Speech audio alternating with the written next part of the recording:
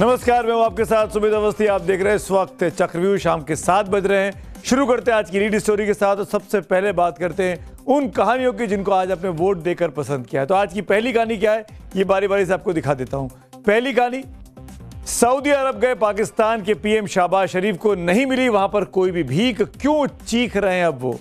इस खबर को 14% लोगों ने देखना चाहा है। अगली कहानी, यूपी में वोटों की खींचतान शुरू है, आखिर किसके हैं काशीराम। 20% दर्शकों ने इस खबर को वोट दिया है। और मुस्तफा खामेनेई ने किस तरह से छीन लिया ट्रंप का सुकून, और क्या है जूतों से ट्रंप के प्रति वफादारी का कनेक्शन। एक बेहद खास रिपोर्ट। इस खबर को 25% लोगों ने देखना चाहा है।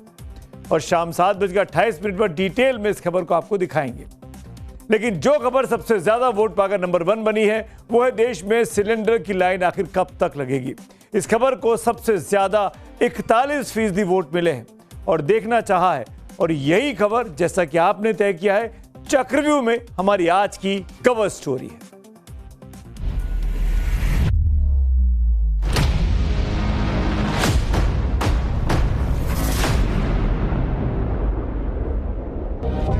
बीपी शुगर का मरीज हूँ, मैं नहीं खाना खाती तो मेरे को चक्कर आता है। मैं क्या करूँ, आप बताओ।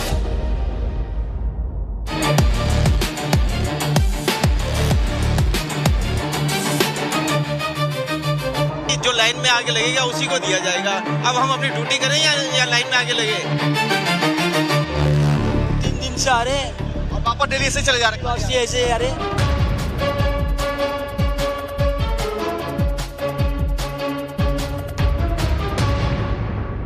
पैसे बढ़ाया जा रहा, क्या क्या खिलाए बच्चों को बताओ।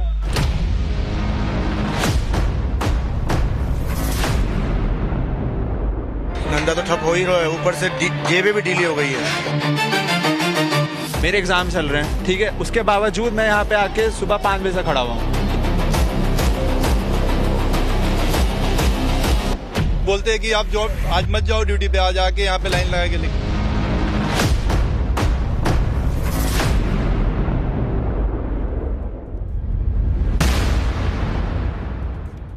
एक बहुत बड़ी जंग भारत से हजारों मील दूर भारत के पश्चिम में ईरान के ऊपर चल रही है, तो दूसरी जंग भारत में चल रही है। एक एक सिलेंडर के लिए जनता को ये जंग लड़नी पड़ रही है। हम रोज आपको सिलेंडर के लिए मारामारी की तस्वीरें दिखा रहे हैं।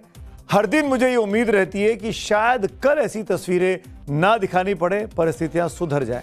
लेकिन वो कल फिलहाल तो आता नहीं दिखाई देता। आज भी देश सिलेंडर की लाइन में खड़ा दिखाई दे रहा है।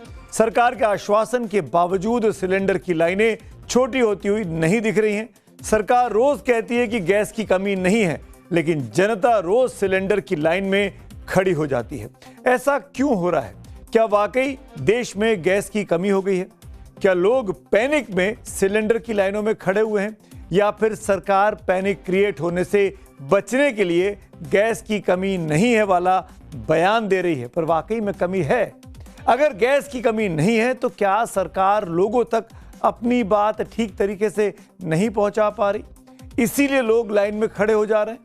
सवाल तो कई हो सकते हैं, लेकिन तस्वीरें एक जैसी हैं। कहीं भी चले जाइए, सिलेंडर के लिए लाइन ही लाइन दिखाई दे रही है। ऐसा लग रहा है जैसे लोगों में सिलेंडर भरवा कर रखने की होड़ मच गई हो। हम हर रोज आपसे अपील कर रहे हैं कि जमाखोरी ना करें, जबरन सिलेंडर ना भरवाएं, लेकिन लोग ऑफिस से छुट्टी लेकर सिलेंडर की लाइन में खड़े हो जाते हैं। कल तो दिल्ली के एक बड़े प्राइवेट अस्पताल के एक बड़े डॉक्टर भी ओपीडी छोड़कर सिलेंडर भरवाने पहुंच गए थे। इन तस्वीरों को देखकर यह तो कतई नहीं कहा जा सकता कि सब कुछ कंट्रोल में है या एलपीजी की कोई कमी नहीं है। लोगों में डर का आलम यह है कि ऑनलाइन प्लेटफॉर्म अमेजन पर एक दिन में करीब 1,34,000 इलेक्ट्रिक इंडक्शन बिक गए। इससे पहले हर महीने में 1,80,000 बिकते थे, लेकिन कल में 1,34,000 इंडक्शन बिक गए। पिछले 4 दिनों में ई कॉमर्स कंपनियों ने 5 लाख के करीब इंडक्शन बेच डाले। 100 में से 70 कंपनियों का स्टॉक इस वक्त खत्म हो चुका है। इंडक्शन नहीं मिल रहे हैं, जो मिल रहे हैं तो उसमें भी कालाबाजारी की शिकायतें आ रही हैं। अब इन तस्वीरों को देखिए, दिल्ली से लेकर लखनऊ तक कैसे लोग लाइन में खड़े हैं। एक एक सिलेंडर के लिए मारामारी मची हुई है। गाजियाबाद से लेकर चंडीगढ़ तक और मुंबई से लेकर जयपुर, भोपाल और देहरादून तक लोग घंटों लाइनों में खड़े हैं। जयपुर में होटल मालिक ने तो लिख दिया है, तवा रोटी उपलब्ध नहीं है, सिर्फ तंदूरी रोटी मिलेगी। एक तरफ गैस एजेंसियों के बाहर लंबी लाइनें हैं तो दूसरी तरफ गैस सिलेंडर की कालाबाजारी और जमाखोरी भी खूब हो रही है। कल तक शहरों का बुरा हाल था, लेकिन आज हम गांव से आपके लिए रिपोर्ट लेकर आए हैं। गांवों में शहरों से जैसी तस्वीरें जो शहरों में आ रही थी वो अब गांव में आनी शुरू हो गई हैं। जैसे ही सरकार ने गांवों के लिए सिलेंडर बुकिंग का वेटिंग टाइम 45 दिन कर दिया, यानी दुगने से भी ज्यादा, वैसे ही गैस एजेंसियों के बाहर भीड़ उमड़ पड़ी है। हमारे संवाददाता गाजियाबाद दिल्ली से ज्यादा दूर नहीं है, गाजियाबाद के एक गांव में हालात का जायजा लेने पहुंचे। ये गांव गाजियाबाद का शाहपुर बामहेता है। लाइन इतनी लंबी है कि पंक्ति के आखिर में खड़े उपभोक्ता का भगवान ही मालिक होगा। यहां खड़े लोग गैस एजेंसी पर कालाबाजारी का आरोप भी लगा रहे हैं। देखिए जरा। मैं कल भी 2 बजे आया था, लाइन में उसमें हो गया हूँ और आज सुबह 6 बजे को खड़ा हूँ। न घर गया हूँ न कहीं बाहर गया हूँ। सुबह से यूँ मेरा सिलेंडर लग रहा हो, 7वां नंबर मेरा आ रहा सुबह से, और अभी तक कोई सुनवाई नहीं। गेट ही नहीं खोले। गाड़ी 3 गाड़ी भर के आई थी और खाली होकर चली गई है, लेकिन सिलेंडर तो गेट ही नहीं खोल रही है। तो सवेरे से बैठे कोई नंबर ना आ, खबर नहीं बैठे, और 24 दिन जो बुक हो पर तो मिला ना सर। क्या कहते हैं? खोले ना गेट, सिलेंडर ना, हाँ खोले ना, कैसे कर लो, खोलो। गली बैठ के चले गए, रोज बैठ के चले जाते हैं, परेशान है। सवेरे से ही खड़े हैं 7 बजे से। क्या कहते हैं? कुछ नहीं कहते, अभी मिलेगा, अभी मिलेगा, अभी खुलेगा, अभी मिलेगा। गाड़ी आ रही है, अब जा रही है, लेकिन सिलेंडर नहीं है हमारे। ये बात तो ही गाजियाबाद की। अब राजस्थान के करौली में तो भीड़ को देखकर गैस एजेंसी वालों के हाथ पांव फूल गए। ये तस्वीरें देखिए जरा, जहां बरखेड़ा नदी के पास इंडेन के गैस गोदाम में सिलेंडर के लिए लोगों की हुजूम उमड़ी हुई। ये तस्वीरें देखकर वाकई में चिंता पैदा होती है। इसी भीड़ को देखकर गैस एजेंसी को पुलिस तक बुलानी पड़ी। इसके बाद पुलिस की निगरानी में गैस सिलेंडर बांटे गए। जिन्हें सिलेंडर मिल गया वो तो खुश हैं, लेकिन जिन्हें नहीं मिला उन्हें अब कल अपनी उम्मीदों के साथ वापस लौटना पड़ेगा। कई लोग तो ऐसे हैं जो सिलेंडर के लिए आज की रात लाइन में खड़े होकर काटने के लिए वहां पर इंतजार करने के लिए तैयार हैं। ग्रामीण इलाकों का हाल तो आपने देख लिया। ऐसे 1 या 2 नहीं बल्कि कई वीडियो हमारे पास है। कई जगह से रिपोर्ट्स आ रही हैं कि गांव में हालात और ज्यादा चिंताजनक हैं, जिन्हें देखकर स्थिति की गंभीरता का अंदाजा लगाया जा सकता है। शहरों का क्या हाल है, जमाखोरों पर कैसे शिकंजा कसा जा रहा है, ये भी आगे आपको दिखाएंगे। लेकिन पहले आपको बताते हैं कि सरकार कैसे स्थिति को संभालने की कोशिश कर रही है। ये भी आपको पता होना चाहिए कि सरकार की तरफ से क्या कदम लिए जा रहे हैं। पेट्रोलियम मंत्रालय, विदेश मंत्रालय, शिपिंग मंत्रालय और सूचना प्रसारण मंत्रालय की संयुक्त रूप से हर रोज एक प्रेस कॉन्फ्रेंस हो रही है, जिसमें सरकार की ओर से जानकारियां दी जाती हैं। पेट्रोलियम मंत्रालय की संयुक्त सचिव सुजाता शर्मा ने वर्तमान स्थिति के बारे में आज जानकारी दी है, बहुत तफसील से।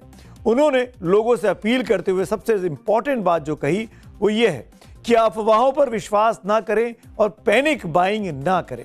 हमारी जो एवरेज बुकिंग है वो लगभग 50 से 55 लाख सिलेंडर्स की बुकिंग प्रतिदिन की है, लेकिन पिछले कुछ दिनों में बुकिंग बढ़कर लगभग 75 से 76 लाख सिलेंडर प्रतिदिन पहुंच गई है। उन्होंने एलपीजी के स्टॉक पर पूछे गए सवाल का सीधे तौर पर तो जवाब नहीं दिया, लेकिन यह जरूर कहा, यह बहुत इंपॉर्टेंट है, एलपीजी की कोई कमी नहीं होने दी जाएगी। डोमेस्टिक कंज्यूमर्स उनके लिए प्रायोरिटी है, लेकिन जो लोग एलपीजी से पीएनजी यानी जो पाइप से गैस आती है उसमें शिफ्ट हो सकते हैं तो वो तुरंत हो जाए। तो सुना आपने, सरकार के सचिव ने साफ साफ कहा कि एलपीजी से पीएनजी में शिफ्ट होने की अपील वो कर रही हैं। सरकार की इस अपील से समझा जा सकता है कि एलपीजी सिलेंडर की कुछ कमी वाकई में आई है, और खुद सुजाता शर्मा जी ने भी माना कि गैस की सप्लाई को लेकर कुछ किल्लत जरूर है। इसीलिए सरकार स्थिति की गंभीरता को भांपते हुए पिछले 6 दिनों में गैस बुकिंग के नियम 3 बार बदल चुकी है। 6 मार्च को घरेलू एलपीजी बुकिंग के लिए लॉक इन पीरियड 21 दिन का कड़ाई से पालन करने के निर्देश दिए गए थे। हालांकि ये नियम पहले से भी लागू है, लेकिन 21 दिन इंतजार नहीं करना पड़ता था, 10-15 दिन में गैस आ जाती थी। लेकिन 9 मार्च को, 6 मार्च के बाद 3 दिन बाद 9 मार्च को डिमांड बढ़ने से शहरों में लॉक इन पीरियड बढ़ाकर 25 दिन कर दिया गया। इसके बाद कल यानी 12 मार्च को ग्रामीण क्षेत्रों में, जो ग्रामीण क्षेत्र स्पेसिफिकली रूरल इंडिया में सिलेंडर बुक करने का गैप 45 दिन कर दिया गया, जो 21 दिन था, यानी दुगने से भी ज्यादा। देश में हर साल 33 मिलियन मैट्रिक टन गैस की जरूरत होती है। घरेलू गैस सिलेंडर के हिसाब से हर साल करीब 235 करोड़ सिलेंडर की जरूरत पड़ती है, यानी हर रोज करीब 65 लाख सिलेंडर चाहिए। इसमें से 88% हिस्सा घरों में इस्तेमाल होता है और बाकी का 12% कमर्शियल यूज यानी होटल ढाबों वगैरह पे। देश में करीब 33 करोड़ एलपीजी के सिलेंडर उपभोक्ता हैं, 33 करोड़, जिसमें से करीब 20 करोड़ ग्रामीण हैं और जिनके लिए बुकिंग का टाइम 45 दिन हो गया है, और 13 करोड़ ऐसे हैं जो शहरी उपभोक्ता हैं जिनके लिए बुकिंग का समय 25 दिनों का है। सिलेंडर का इस्तेमाल शहरों की तुलना में गाँव में ज्यादा होता है, क्योंकि शहरों में ज्यादातर लोग अब कुकिंग गैस की जो पीएनजी है, जो पाइप नेचुरल गैस है पाइप्ड, उसकी तरफ चले गए हैं। इसकी वजह से सिलेंडर के यूजर्स ग्रामीण की तुलना में कम है, यानी करीब 35%, जबकि गांव में ये संख्या 65% है। शहरों में कम है, गांव में ज्यादा है एलपीजी के यूजर्स। सरकार ने सिलेंडर बुकिंग के लॉक इन पीरियड में इसीलिए बदलाव किया ताकि हर उपभोक्ता को यह सिलेंडर मिल सके। इस वक्त आम दिनों के मुकाबले हर दिन करीब 20 से 25 लाख सिलेंडर की ज्यादा बुकिंग हो रही है। सरकार लगातार लोगों से अपील कर रही है कि पैनिक में जबरन गैस को भरवा कर ना रखें, घरों में स्टोर करके बिल्कुल ना रखें, क्योंकि स्टोर करने से जमाखोरी को बढ़ावा मिलता है। हम भी आपसे लगातार बीते 4 दिनों से मैं खुद अपील कर रहा हूं कि अपनी जरूरत के हिसाब से सिलेंडर बुक कराएं ताकि हर किसी को सिलेंडर मिल सके। इस मुश्किल वक्त में देश के हर नागरिक का यह फर्ज बनता है कि वो कोई भी ऐसा काम न करे जिसका खामियाजा दूसरों को भुगतना पड़े। खुद पीएम मोदी भी लोगों से यही अपील कर रहे हैं। ये युद्ध की वजह से जो संकट बना है उसका मुकाबला भी हम जरूर कर पाएंगे। मेरा 140 करोड़ देशवासियों पर पूरा भरोसा है। जैसे एक साथ संगठित होकर कोविड के संकट से हमने देश को बाहर निकाला था, उसी प्रकार हम इस वैश्विक संकट को भी पार कर लेंगे।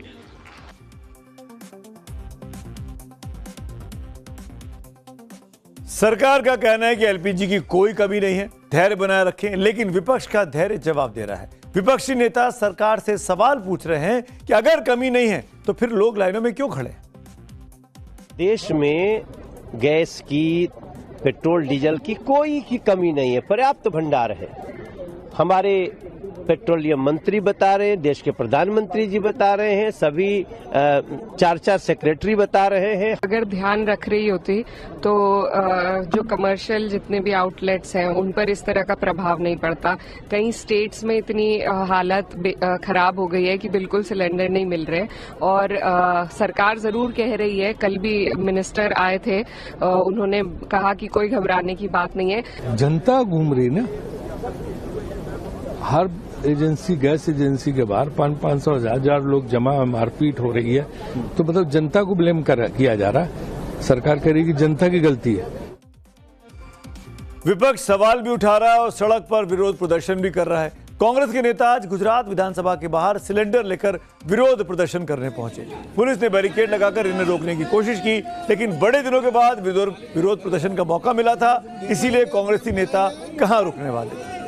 विपक्ष विरोध कर रहा है, लेकिन लोग सिलेंडर के लिए लाइन में खड़े हैं। लेकिन कुछ लोग ऐसे भी हैं जो आपदा में अफसर की मलाई काटना चाहते हैं। अब तस्वीरें यूपी के हापुड़ की देखिए, जहां पुलिस ने एक घर से 32 सिलेंडर जब्त किए हैं। इनमें से 18 सिलेंडर भरे हुए हैं। इस मामले में पुलिस ने एफआईआर दर्ज कर ली है। सोचिए जरा, जब पूरा देश लाइन में खड़ा हो तो ये लोग सिलेंडर की जमाखोरी और कालाबाजारी में लगे हैं। ऐसे लोगों के खिलाफ सख्त से सख्त कार्रवाई होनी चाहिए। मैं तो कहता हूं इन लोगों के खिलाफ रासुका लगना चाहिए ताकि कोई भी ऐसा करने की हिम्मत ना करने पाए। ऐसे ही लोगों की वजह से लोगों की परेशानियां कई गुना बढ़ जाती हैं। एक तरफ गैस सिलेंडर की कमी से कई रेस्टोरेंट्स में ताला लग चुका है, कईयों का मेन्यू छोटा हो गया है, कईयों को रोजी रोटी के लाले पड़ रहे हैं। लेकिन कई रेस्टोरेंट ऐसे भी हैं जिनमें खाने वालों के लिए लाइन लग गई है, क्योंकि यहां खाना गैस में नहीं, गोबर के कंडे और लकड़ी से तैयार किया जा रहा है। ऐसे ही एक रेस्टोरेंट वाराणसी में है जहां दिन रात खाना खाने वालों की लाइन लगी है। इस रेस्टोरेंट में उत्तर भारत की लजीज बाटी चोखा और खीर परोसी जा रही है। ये सभी डिश पूरी तरीके से कंडों और लकड़ी पर तैयार की जा रही है, और यही वजह कि सिलेंडर की मार रेस्टोरेंट पर कम से कम यहां पर तो दिखाई नहीं दे रही। अभी संकट के इस दौर में भी यहाँ पर बिल्कुल आराम से लोग आ रहे हैं, वो खाना भी खा रहे हैं और कहीं ना कहीं जो अपनी भारतीय परंपरा है उसकी जो खुशबू है उसको भी महसूस कर रहे हैं। और अब बात करते हैं आज की राजनीतिक कहानी की। यूपी की चुनावी राजनीति स्वर्गीय काशीराम के लिए भारत रत्न की मांग पर पहुंच गई है। और ये मांग किसने की है? कांग्रेस के नेता राहुल गांधी के सामने कांग्रेसियों ने। जी आज राहुल गांधी ने लखनऊ में काशीराम की जयंती मनाने के लिए सामाजिक परिवर्तन दिवस मनाया। इसके साथ ही सवाल ये उठता है कि कांग्रेस के धुर विरोधी काशीराम आज किसके हैं और कांग्रेस के तो कितने हैं? यूपी की राजनीति में काशीराम दोबारा जिंदा किए जा रहे हैं। हम भी आपको काशीराम साहब का एक बयान सुनवाने वाले हैं। एक पुराना उनका ऑडियो, एक साउंड क्लिप हमको मिला है, वो आपको सुनवाएंगे आगे। उत्तर प्रदेश के विधानसभा चुनावों में 1 साल का भी समय नहीं बचा है। ऐसे में काशीराम के नाम से जुड़े दलित वोटों के एक बड़े तबके को रिझाने के लिए प्रयास तेज किए गए हैं। बीएसपी सुप्रीमो मायावती खुद को काशीराम का राजनीतिक उत्तराधिकारी मानती है। इसीलिए वो यूपी नहीं बल्कि काशीराम की जयंती पर परसों 4-5 राज्यों में पार्टी कार्यक्रम करवाने वाली है। दूसरा नाम चंद्रशेखर आजाद का है, जिन्होंने अपनी पार्टी का नाम ही आजाद समाज पार्टी काशीराम रखा हुआ है और वो भी 15 मार्च को काशीराम की याद में कार्यक्रमों में हिस्सा लेंगे। तीसरा नाम अखिलेश यादव का है, जिनकी समाजवादी पार्टी ने पीडीए यानी पिछड़ा दलित अल्पसंख्यक का जो नारा उछाला, उसकी एक अहम कड़ी दलित है, जिनके लिए काशीराम की स्मृति में कार्यक्रम में अखिलेश यादव भी शामिल होंगे। और अब सबसे बड़ी एंट्री राहुल गांधी ने इस रेस में कर ली है, जिन्होंने उस काशीराम को अपने आदर्शों में शामिल किया, जिन्होंने कांग्रेस को सांपनाथ कहा था। लेकिन राहुल गांधी को लगता है कि अगर नेहरू ने उन्हें देखा होता, यानी काशीराम को देखा होता, तो वो उनको मुख्यमंत्री तक बना देते। राहुल गांधी को अब काशीराम जी कांग्रेस के साथ देखना चाहते हैं। दरअसल 40 साल पहले उत्तर प्रदेश में कांग्रेस की तूती बोला करती थी। आज कांग्रेस के अदद 2 विधायक रह गए। अब चुनाव सर पर आ गया तो कांग्रेस अपने पुराने परंपरागत वोट यानी दलितों और मुस्लिमों को साथ में जोड़कर देखना चाहती है।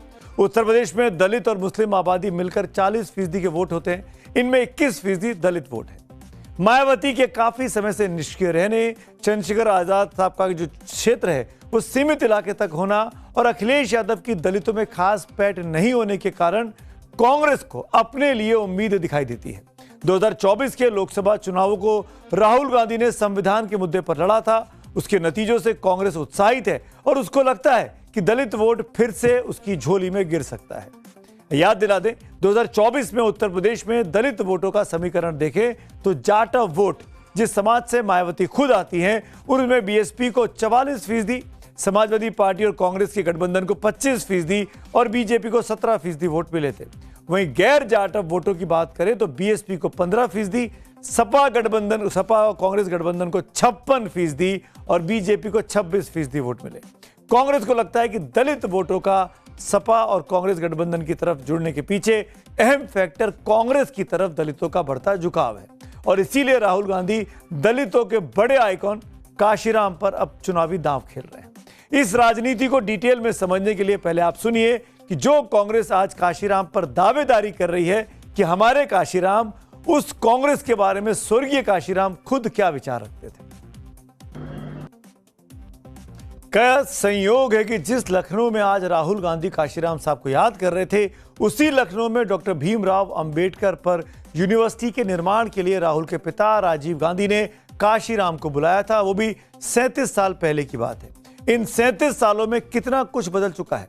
उस वक्त तक दलितों का वोट एक मुश्त कांग्रेस को ही जाता था, यानी जिस दलित वोट को काशीराम गुरु किल्ली यानी सत्ता की तिजोरी खोलने वाली मास्टर की कहते थे, वो गुरु किल्ली तब कांग्रेस के पास हुआ करती थी। लेकिन अब उसके कई दावेदार हैं और पिछले 35 सालों में देखें तो कांग्रेस सबसे कमजोर दावेदार साबित हुई है। हालांकि राहुल गांधी ने काशीराम का हवाला देकर भी दलितों, पिछड़ों और अल्पसंख्यकों यानी 85% आबादी के हितों की बात उठाई है। राहुल गांधी ने काशीराम के रास्ते पर चलने की बात अपने कार्यकर्ताओं से की, तो क्या इससे 21% दलित वोटों में कांग्रेस सेंध लगा पाएगी?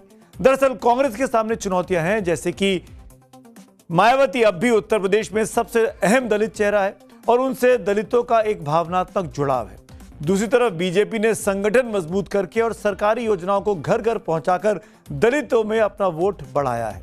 तीसरी तरफ अखिलेश यादव हैं, जिन्होंने पिछले लोकसभा चुनावों से लगातार दलितों में अपनी पैठ बनाने और बढ़ाने की कोशिशें की हैं।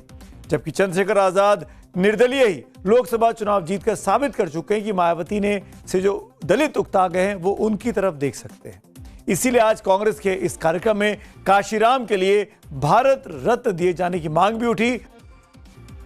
तो काशीराम के लिए भारत रत्न की मांग मायावती भी लगातार करती आई हैं। 2024 में लोकसभा चुनाव से पहले जब कर्पूरी ठाकुर से लेकर चौधरी चरण सिंह तक को भारत रत्न मिला था, तब उन्होंने काशीराम के लिए भी भारत रत्न दिए जाने की मांग की थी और आज कांग्रेस पार्टी ने भी उस मांग को अपने साथ जोड़ लिया है। बढ़ते हैं अगली कहानी पर। सूत्रों से जो जानकारी मिल रही है उसके मुताबिक टीएमसी ने मुख्य चुनाव आयुक्त सीईसी ज्ञानेश कुमार गुप्ता को हटाने के लिए सांसदों के जरूरी हस्ताक्षरों वाला नोटिस संसद में आज जमा करा दिया है। इस महाअभियोग नोटिस में ज्ञानेश कुमार के खिलाफ 7 पॉइंट की चार्जशीट पेश की गई है, जिसमें वोट के हक छीनने, नेताओं से बुरा बर्ताव करने जैसे संगीन आरोप लगाए गए। विपक्ष ने यह नोटिस लोकसभा और राज्यसभा सचिवालय को सौंपा है। नोटिस को वेरिफिकेशन करने के बाद अगले सप्ताह सदन को इससे अवगत कराया जाएगा। अगर नोटिस स्वीकार हो गया तो एक जांच कमेटी बनेगी जिसकी रिपोर्ट को हाउस में रखा जाएगा। अगर रिपोर्ट मुख्य चुनाव आयुक्त के खिलाफ हुई तो फिर महाअभियोग पर सदन में बहस और मतदान हो सकता है। यह पहली बार होगा कि किसी सीईसी पर महाअभियोग चले।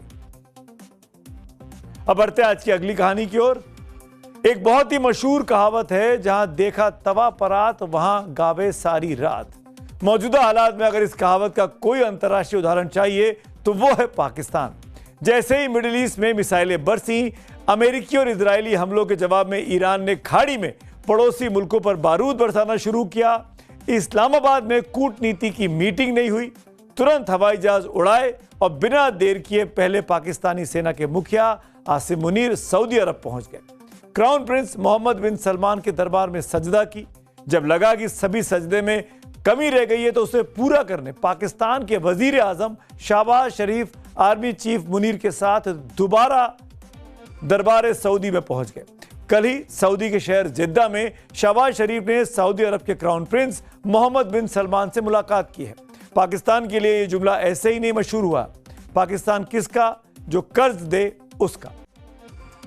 दुनिया भर के देशों की विदेश नीति सिद्धांतों पर चलती है, लेकिन पाकिस्तान की विदेश नीति कर्जदाता पर चलती है। सऊदी अरब से कर्ज भी मिलती है और खैरात भी मिलता है, तेल भी आता है और कभी कभी डॉलर भी गिरते हैं। इसीलिए जैसे ही सऊदी अरब पर ईरानी मिसाइलों के फटने की खबरें आई, इस्लामाबाद को लगा कि कहीं ऐसा ना हो कि सऊदी से फोन पर फटकार मिल जाए कि जनाब आप अभी तक पहुंचे क्यों नहीं। बस फिर क्या था, शहबाज शरीफ और आसिम मुनीर दोनों हाजिरी लगाने निकल पड़े। जैसे पुराने जमाने में रियायतों के नवाब दिल्ली दरबार में जाया करते थे हजूर की खैरियत पूछने, ठीक उसी अंदाज में देखिए कैसे शहबाज शरीफ और आसिम मुनीर सऊदी के प्रिंस के दरबार में कैसे अकीदत पेश कर रहे हैं। अब जरा ध्यान से देखिए, सऊदी अरब के जिद्दा से आई ये तस्वीर पूरी दुनिया में ट्रेंड कर रही है। खासकर पाकिस्तान के साथ साथ मुस्लिम मुल्कों में सबसे ज्यादा चर्चा है। वजह है आर्मी चीफ मुनीर की ये खास वर्दी।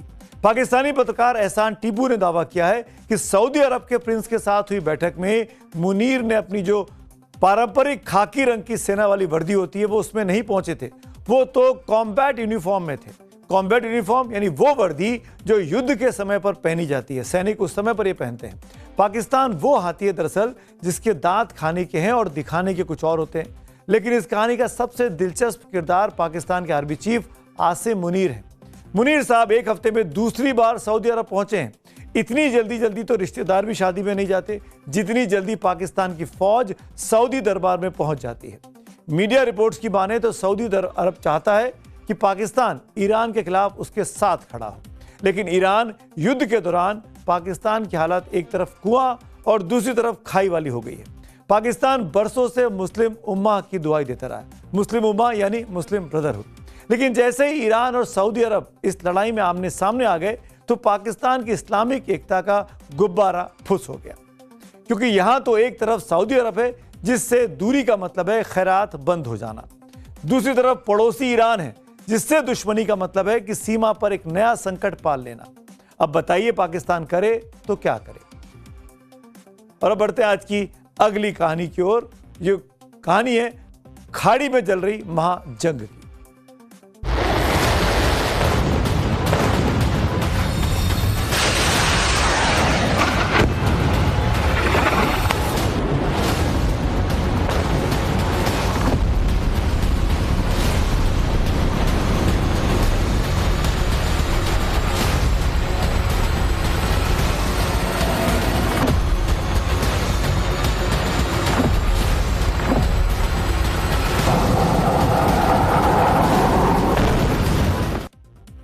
जी हाँ, 2 हफ्ते जो ये जंग चल रही है भारत के पश्चिम में, जिसको आप अमेरिका की नज़र से देखें तो मिडिल ईस्ट बोलते हैं, उस महायुद्ध का 14वां दिन है और आज ईरान में अल कुद्स डे भी मनाया जा रहा है।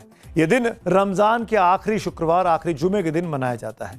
ईरान में फिलिस्तीन के समर्थन और इजराइल के विरोध में रैलियां निकाली गई आज। इस मौके पर देखिए तस्वीर आज की है। तेहरान की सड़कों पर ईरान की टॉप लीडरशिप दिखाई दी। राष्ट्रपति मसूद पेजेश्कियान, विदेश मंत्री अब्बास अराक्ची लोगों से मिले, सड़कों पर घूमते दिखाई दिए। तस्वीरों में साफ है कि यहाँ के लोगों के चेहरे पर जंग का खौफ नहीं दिखता है, लेकिन एक शख्स जिस पर सबकी नजरें थी आज, वो है तेहरान की सड़कों पर नजर नहीं आए। जी हाँ, ईरान के नए नवेले सुप्रीम लीडर मुस्तफा खामेनेई लोगों से मिलते आज कहीं नहीं दिखाई दिए। पश्चिमी मीडिया की कई रिपोर्ट्स में दावा किया गया कि ईरान के नए सुप्रीम लीडर मुस्तफा खामेनेई घायल, कोमा में है।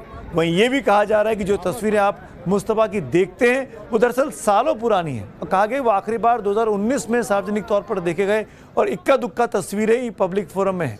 इन सब के बीच मुस्तफा खामेनेई के शहादत का बदला लेने वाले एक बयान से वॉशिंगटन से लेकर तेल अवीव तक अब खलबली मची हुई है।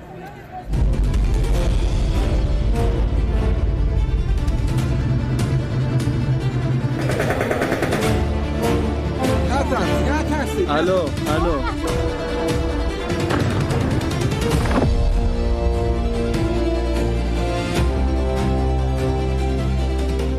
ईरान का सबसे रहस्यमयी चेहरा मुस्तफा खामेनेई, जिसे लेकर पिछले कई दिनों से पश्चिमी मीडिया ये कयास लगा रहा था कि मुस्तफा कोमा में है। कोई कह रहा था वो गायब है, लेकिन 24 घंटे पहले ईरानी स्टेट टीवी पर पढ़े गए मुस्तफा खामेनेई के बयान ने पूरी दुनिया को हिला कर रख दिया। सुप्रीम लीडर बनने के बाद मुस्तफा के पहले बयान में मैसेज क्लियर था। मुस्तफा खामेनेई ने कहा कि हर मौत का बदला लिया जाएगा, शहीदों का खून बेकार नहीं जाएगा। ईरानी टीवी के बयान में मुस्तफा खुद तो नहीं दिखे, क्योंकि रिपोर्ट्स के मुताबिक वो गंभीर रूप से घायल हैं, लेकिन इसके फौरन बाद ईरान के कई सोशल मीडिया हैंडल से एआई वीडियो जारी किया गया जिसमें लिखा गया खामेनेई इज बैक।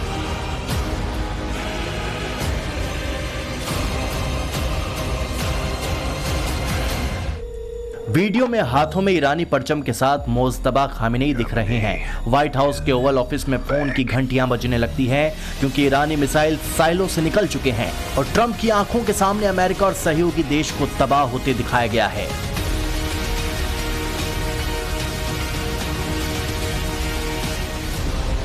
एक और मुस्तफा खामेनेई का बयान और उनका एआई वीडियो जारी हुआ तो वहीं तेहरान की सड़कों पर लोगों का उत्साह नजर आया। लोग हाथों में झंडे और खामेनेई की तस्वीर के साथ आधी रात सड़कों पर उतर आए।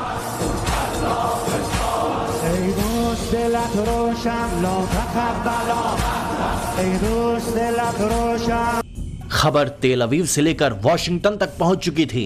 सुबह होते होते बेंजामिन नेतन्याहू टीवी पर आए। ईरान के नए सुप्रीम लीडर मुस्तफा खामेनेई को लेकर कह दिया कि उनके लिए कोई लाइफ इंश्योरेंस नहीं है।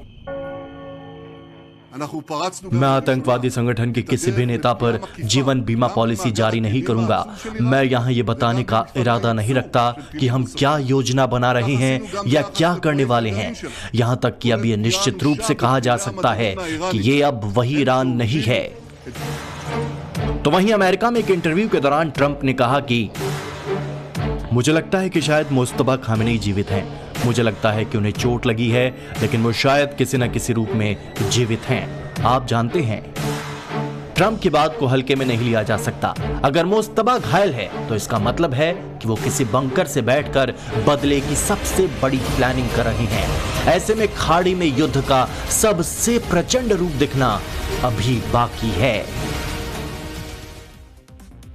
अब आपको आज की एक और महत्वपूर्ण तस्वीर दिखाता हूं, ध्यान से देखिए। तस्वीर तेहरान की है। यहां पर ईरानी झंडे के साथ ईरान के लोग प्रदर्शन करने निकले थे और जब आज अल-कुर्द दिवस मनाया जा रहा है तब की ये तस्वीर है। और वहां पर एक बॉम्ब ब्लास्ट होता है हजारों की भीड़ में, लेकिन लोगों का हौसला देखिए, कोई भागता नहीं है। काला धुआं उठा देखा गया तेहरान की सड़कों पर। माना गया कि हमला इजराइल की तरफ से हुआ है। ये लोग प्रदर्शन कर रहे थे, लेकिन इस हमले के बावजूद भी कोई भी व्यक्ति मौके से भागा नहीं और वहां लगातार अमेरिका और इजराइल के खिलाफ नारेबाजी करते रहे। खाड़ी के देशों में बारूद बरस रहे हैं। मिडिल ईस्ट में अमेरिकी सैनिक अपनी जान दांव पर लगाकर युद्ध लड़ रहे हैं, लेकिन वॉशिंगटन के सत्ता के गलियारों में चर्चा गोलियों की नहीं है, जूतों की हो रही है। ये एआई जनरेटेड तस्वीरें मेरे पीछे आप देख पा रहे हैं इस बड़ी वॉल पर। ये जूते क्या हैं और जूतों की तस्वीरें क्यों आज वायरल है और खबर इतनी चर्चा में है? खबर चौंकाने वाली है। राष्ट्रपति डोनाल्ड ट्रंप आजकल अपने करीबियों को एक खास ब्रांड के जूते खरीदकर बांट रहे हैं।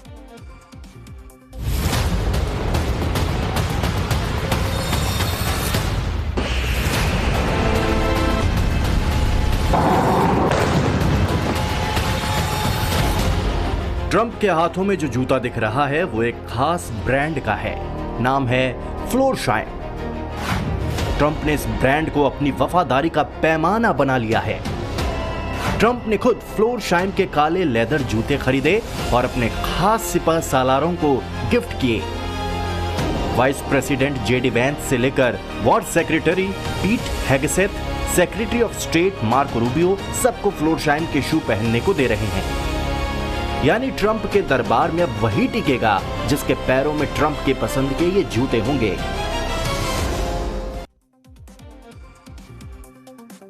ट्रंप को जूतों का बड़ा चाव है और जूते बांट भी रहे हैं अपने करीबियों को, सहयोगियों को। अब आप भी जानना चाहेंगे किस ब्रांड के जूते, इनकी कीमत कितनी है, ये भी अब आपको बता देते हैं।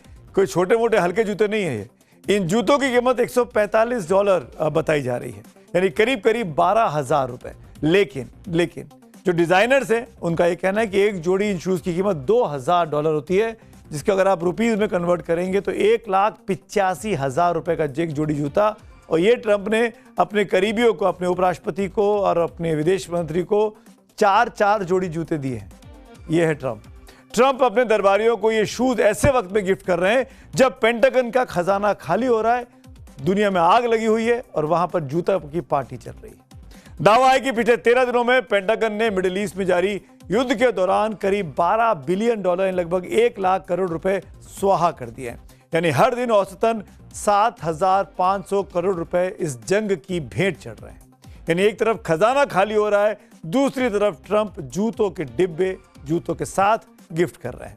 मिसाइलों की गूंज के बीच जूतों की ये खनक अमेरिका की नई हकीकत है। वफादारी का ये बूट कैंप क्या रंग लाएगा, ये तो वक्त बताएगा। 28 फरवरी से खाड़ी में जारी महायुद्ध के बीच पहली बार भारत और ईरान के टॉप लीडरशिप में बातचीत हुई है। प्रधानमंत्री नरेंद्र मोदी और ईरानी राष्ट्रपति मसूद पेजेश्कियान के बीच बीती रात फोन पर बातचीत हुई। पीएम मोदी ने सोशल मीडिया प्लेटफॉर्म एक्स पर लिखा कि ईरान के राष्ट्रपति डॉक्टर मसूद पेजेश्कियान से इलाके के गंभीर हालात पर बात की। बढ़ते तनाव और आम लोगों की जान जाने के साथ साथ सिविलियन इंफ्रास्ट्रक्चर को हुए नुकसान पर गहरी चिंता जताई। भारतीय नागरिकों की सेफ्टी और सिक्योरिटी, साथ ही सामान और ऊर्जा के बिना रुकावट आने जाने की जरूरत भारत की टॉप प्रायोरिटी बनी हुई है। विदेश मंत्री एस जयशंकर ने एक बार फिर ईरान के अपने समकालीन विदेश मंत्री सैयद अब्बास अराक्ची के साथ फोन पर बातचीत की है। जारी जंग के बीच ये दोनों नेताओं के बीच चौथी दौर की बातचीत है।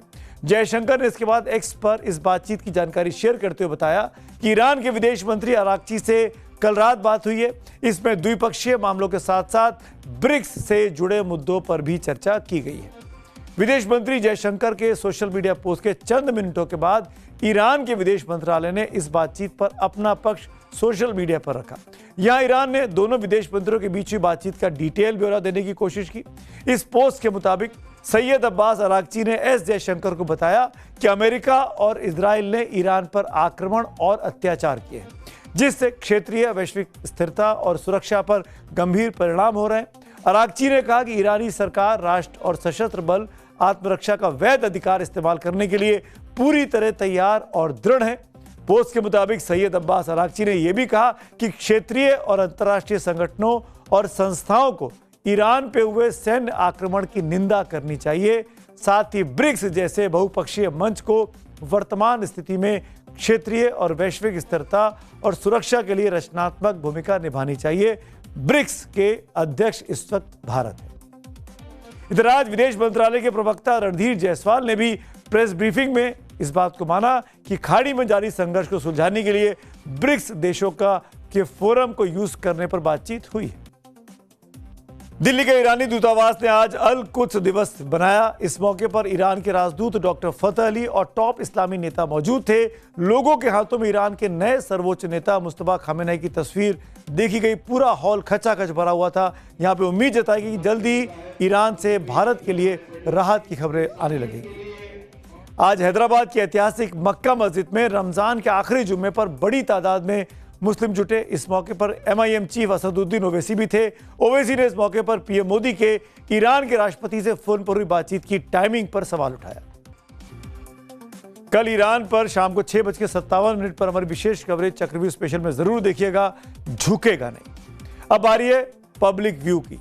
सबसे पहले आपको बता दें कि पब्लिक व्यू में जो आज कमेंट्स आए हैं वो ज्यादातर गैस सिलेंडर की कमी की वजह से महिलाओं के आए हैं। श्रुति ठाकुर जी लिखती है, सिलेंडर की लाइन कब तक है, हमें दूसरे देश में क्या हो रहा है से ज्यादा अपने देश में क्या हो रहा है उसकी चिंता है, तो फिलहाल सिलेंडर समस्या पर ही विचार कीजिए। हिमानी रावत लिखती हैं एक्स पर, मौजूदा हाल में घर में सबसे कीमती चीज क्या है पता है, ना सोना ना चांदी, भरा हुआ गैस सिलेंडर। ये जिसके घर में है वही असली अमीर है। तो आज मेरे साथ इतना ही। अब आपसे मुलाकात होगी कल शाम 6:57 पर चक्रव्यूह स्पेशल में। शुभ रात्रि।